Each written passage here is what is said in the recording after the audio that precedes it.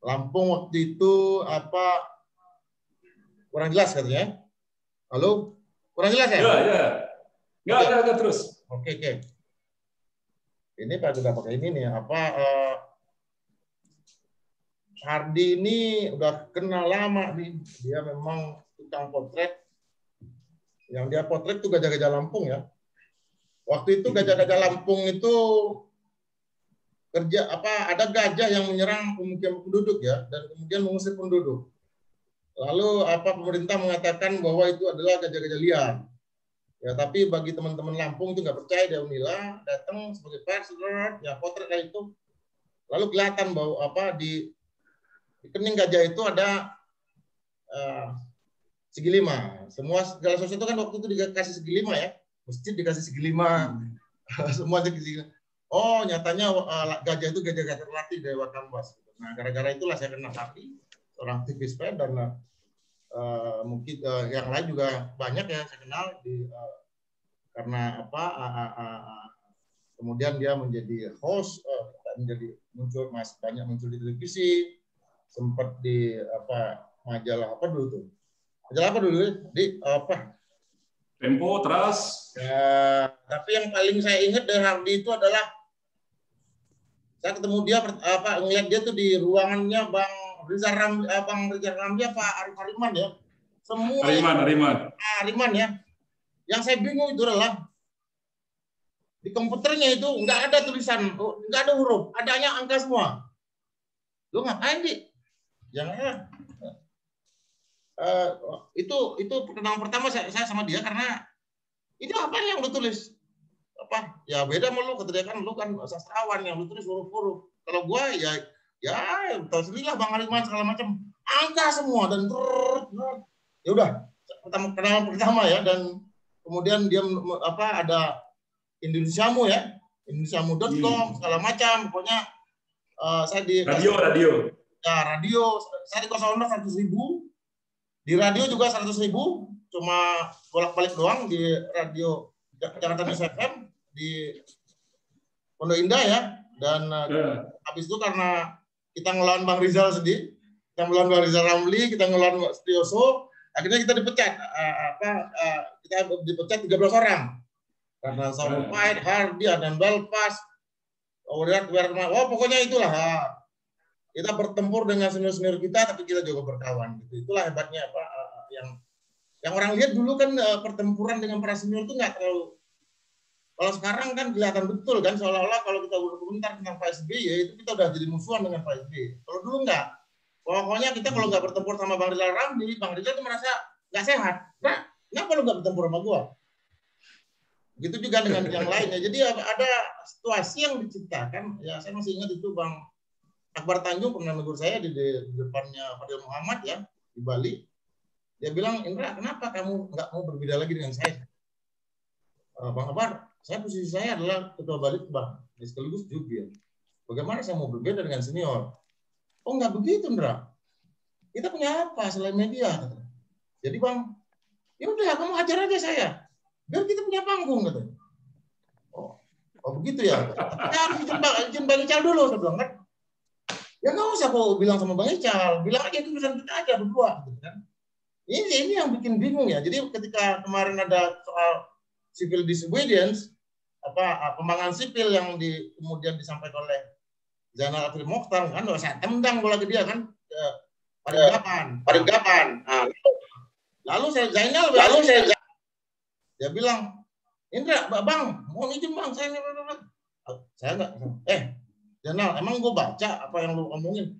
Ini kan ibarat main bola, kita kan satu tim, 11 orang. Ya kalau ada bola ditembakkan gue tendang lagi, kalau nggak lu, kalau nggak ke Denny, kalau nggak ke Irman, ya supaya permainannya tetap ketawa deh, bener. Jadi saya ingat itu memang ya kalau nendang bola mestinya ke teman kita sendiri dong. Tapi sekarang kok sepertinya tendangannya ke orang lain gitu kan, sehingga bikin orang lain marah. Mungkin itu kali ya. Ya silakan Hardi dilanjutkan biar giliran gue nih. Ya silakan. Kedengeran nggak? Kedengeran. Oke, terima kasih Indra, terima kasih teman-teman semua. Selamat malam, selamat ketemu. Kita bahas mengenai aktivitas. mahasiswa. Zaman Indra menulisnya dari zaman old sampai sekarang, tapi kalau kita lihat sebenarnya kita ketemu hampir satu generasi semua. Apalagi saya sama Indra ini ya benar-benar dari generasi yang sama. Lulus SMA-nya di tahun yang sama, masuk kuliahnya di tahun yang sama. Lalu kemudian ketemu, kita saling tahu dari sejak kuliah, ketemu di satu aktivitas ya sampai sekarang. Dan nggak banyak sih sebenarnya yang mau saya ceritakan. Tapi kalau bicara soal gerakan mahasiswa yang sekarang muncul kembali, ya itu memang tradisi zaman lah di Indonesia. Itu pada setiap zaman pasti akan muncul gerakan mahasiswa dengan format yang sesuai dengan zamannya sendiri-sendiri. Dan itu juga kemudian dipengaruhi oleh tradisi yang ada di lingkungan kuliahnya, seperti apa mereka melakukan aktivitas kemahasiswaan, seperti apa mereka melakukan aktivitas kecendiakawanan, dan seperti apa mereka melakukan aktivitas kemasyarakatan. Itu kemudian terinternalisasi dalam karakter mahasiswa, dan ketika dihadapkan pada sebuah persoalan, itu kemudian mencuat menjadi sebuah gerakan mahasiswa. Dari zaman ke zaman seperti itu. Ada yang bilang dulu siapa berangkat di buku Suhoki, itu kan mahasiswa seperti cowboy yang datang dari Horizon sana, menyelesaikan sebuah masalah di sebuah kota, kalau ada tiran yang zalim di sana, lalu setelah selesai dia pergi lagi. Menggambarkan gerakan moral, katanya, dengan itu. Ya, idealnya memang semuanya merasa melakukan seperti itu. Meskipun di setiap zaman pun gitu ada juga yang kemudian dengan sadar atau tidak sadar masuk ke dalam gerakan yang lebih dalam, gerakan politik yang bertujuan pada kekuasaan. Sah-sah saja, wajar-wajar saja, dan itu karakter mahasiswa, karakter kaum muda terpelajar di semua tempat di dunia. Ya kalau kita lihat kan yang namanya mahasiswa itu kalau di zaman-zaman dulu itu kan seperti pendekar muda lah, dengan ilmu-ilmu yang baru dipelajari, dengan jurus-jurus yang baru mereka serap, mereka praktikkan, kan bawaannya pengen berantem terus kalau udah seperti itu. Dalam ilmu apapun gitu, dalam pemahaman apapun, dalam kajian apapun, orang yang memang kita baru mulai belajar segala macam, ya bawaannya pengen melatih terus kemampuannya. Itu termasuk dalam mahasiswa juga, gitu. Keilmuannya dia cobakan, idealismenya, lalu kemudian gagasan-gagasannya dan lain sebagainya. Nah, jika dia bertemu dalam atmosfer, dalam lingkungan yang sudah jadi, maka itu makin membuat gerakan mahasiswa yang dikembangkan semakin bunyi, semakin kencang. Tapi ada kalanya juga gerakan mahasiswa sulit mendapatkan formatnya ketika lingkungannya juga mungkin kurang mendukung. Saya mengalami itu di Lampung di awal tahun 90-an. Boleh dibilang ini ada senior-senior saya di sini, ada Pak Hartoto, itu dari Unila juga, ada Helmi, itu dari Unila juga, lalu ada Hamdani, aktivis literasi sosial sekarang dari Unila juga. Sekarang dia bergerak dengan perahu pustaka, menyebarkan buku-buku lewat perahu di pesisir pantai Teluk Lampung. Keren sekali. Nah, kita menyadari sebelum tahun 90-an di Lampung waktu itu, aktivitas atau kegiatan mahasiswa yang bersifat gerakan, yang bersifat kritis, memang tidak terlalu tercatat ya. Di media massa pun itu agak-agak minim. Pendiri-pendiri kampus mungkin adalah angkatan 66, tapi mereka berkuliah di berbagai kampus di Jakarta atau di Jawa atau di tempat lain. Mereka angkatan 66, mereka aktivis, tapi setelah itu kemudian kampus didirikan di sekitar tahun 65-66, saya lupa, 64. Sampai tahun 90-an, kegiatan kemahasiswaan ya masih berupa kegiatan yang sifatnya formal, gitu. Mungkin mereka melaksanakan kegiatan pecinta alam, atau olahraga, atau koperasi, atau kesenian, udah hidup sekali. Tapi kegiatan atau aktivitas mahasiswa yang bersifat gerakan, bersifat kritis, tidak begitu tercatat dalam sejarah, dalam media terutama. Dalam kajian keilmuan juga di Lampung pada waktu itu sebelum tahun 90-an memang tidak banyak juga literatur yang menjelaskan soal itu. Jadi boleh dibilang mungkin tidak bunyi atau tidak ada. Tapi bagaimanapun yang namanya mahasiswa sesuai dengan apa yang dipelajari di kampus, apa yang dibaca di media, apa yang dibaca di buku, apa yang dibaca di pergaulan, pada akhirnya kan memiliki persepsi-persepsi tersendiri tentang atmosfer politik, situasi politik yang ada pada zaman itu. Dan kita tahu yang namanya gerakan muda, kaum muda pada waktu itu kan merupakan sebuah sebuah kelaziman yang terjadi di negara-negara dunia ketiga khususnya. Pada zaman itu 70-an, 80-an, 90-an, negara-negara dunia ketiga itu kan dicirikan dengan rezim yang diktator, hampir semuanya seperti itu. Kecuali mungkin India, tapi ya kekerasan juga terjadi di sana. Kita lihat bahkan Korea Selatan, Thailand, juga negara-negara di Amerika Latin gitu, yang peer dengan kita, yang merupakan sama-sama negara dunia ketiga, memiliki pemerintahan yang hampir sejenis.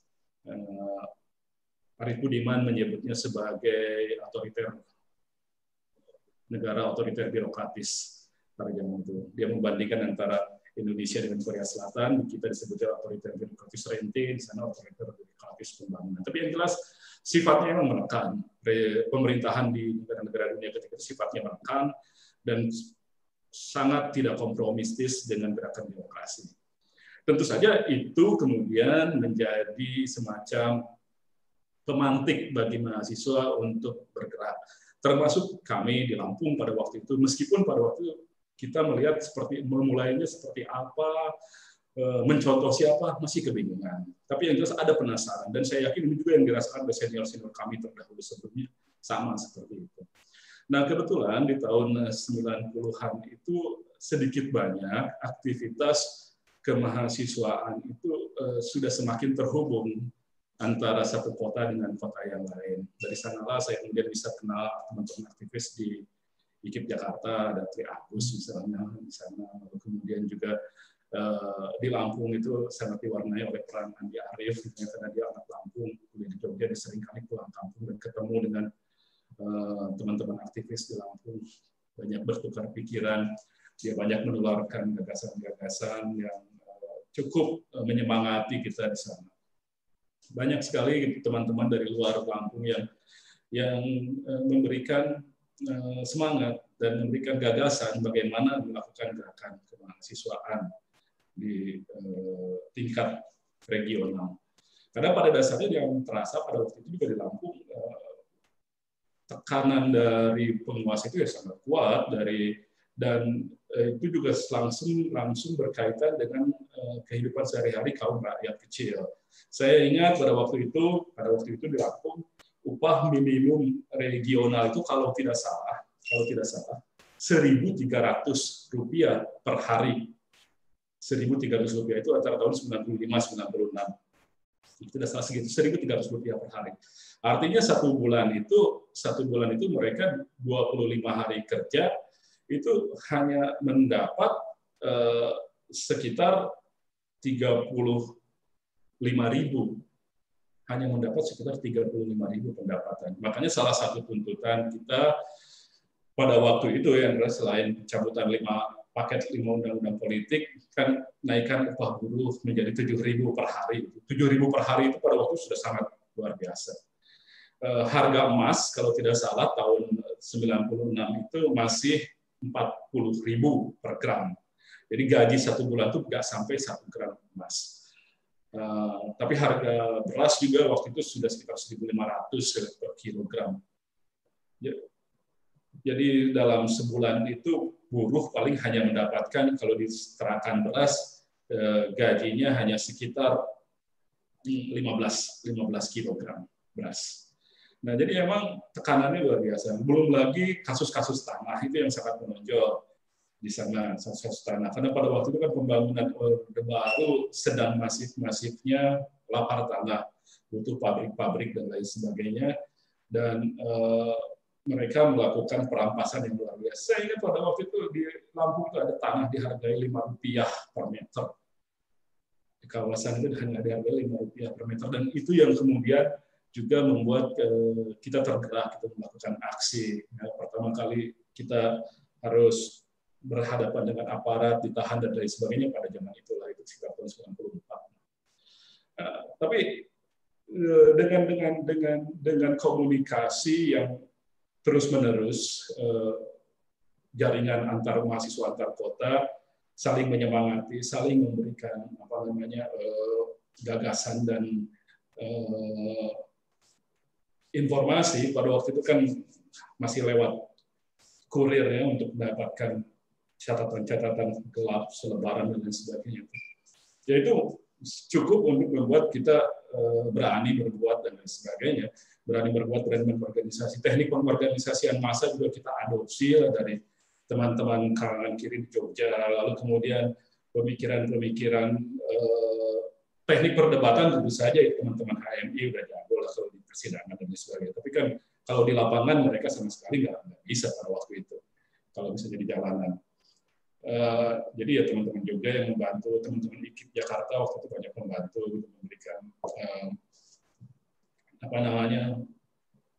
cara-cara atau teknik-teknik bagaimana untuk melakukan pengorganisasian massa, teknik-teknik massa dan lain sebagainya.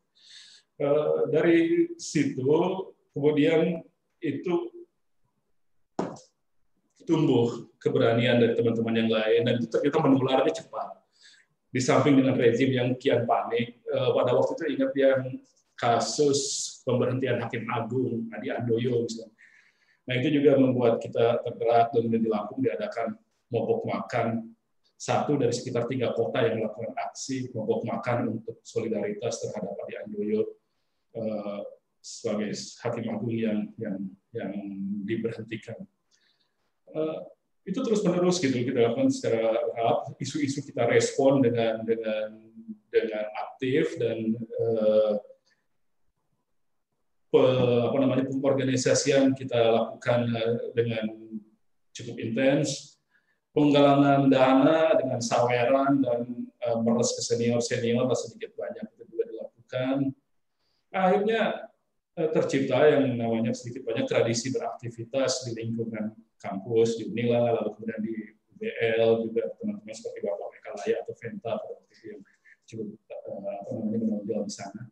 Sehingga pada tahun 97-98 ketika tibanya masa reformasi, Kota Bandar Lampung menjadi salah satu kota yang cukup siap menghadapi reformasi, mahasiswanya sigap dan kemudian membantu bergabung dengan jaringan mahasiswa di tempat-tempat lain dan menjadikan aksi reformasi 98 terjadi secara nasional. Nah, hal-hal seperti itu memang saat ini sulit untuk ditemui kembali karena orientasi juga orang berbeda-beda. Pada waktu itu kan yang namanya mahasiswa umumnya secara sosiologis tidak melihat, tidak terlalu banyak yang terpengaruh oleh gagasan-gagasan kemewahan, gagasan-gagasan hedonisme. Tidak terlalu banyak terpengaruh atau tertarik dengan itu, karena mereka tidak melihat yang seperti apa orang kaya sebenarnya pada waktu itu. Karena tidak banyak juga orang-orang yang sangat kaya itu ya adanya di Jakarta dan mereka juga mungkin di sana tidak bisa diakses, jadi kita tidak tahu seperti apa, nggak seperti sekarang. Kita bisa lihat di Instagram, kita bisa melihat di sosial media tentang seperti apa perilaku orang kaya dan enaknya menjadi orang kaya, sehingga tidak ada godaan gitu loh untuk ke arah seperti itu. Lantas banyak yang kita bisa jadikan semacam patron dalam tanda petik atau teladan bagi kalangan mahasiswa, inspirasi bagi kalangan mahasiswa, senior yang kita anggap sebagai tokoh yang representatif mewakili idealisme.